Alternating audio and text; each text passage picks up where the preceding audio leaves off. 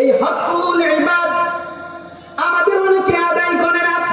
আমাদের মধ্য থেকে অনেক মানুষ এমন আছে যারা শুধু নামাজ রোজা হজ যাকাত আদায় করিয়া চাষ করিয়া তাহাজ্জুদ নামাজ পড়িয়া মনে করে বড় আল্লাহর ওলি হয়ে গিয়েছি, কিন্তু পরের জায়গা মাইরা খায়।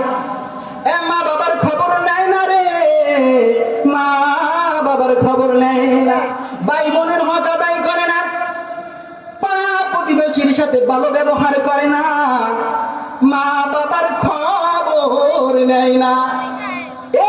হজ করে হাজি টাইটেল লাগাইয়া 5 ওয়াক্ত মসজিদে নামাজ পড়ে, অথচ বান্দার কোনো হক আদায় করে না, আর মনে করে বড় আল্লাহর ওলি হয়ে গিয়েছি।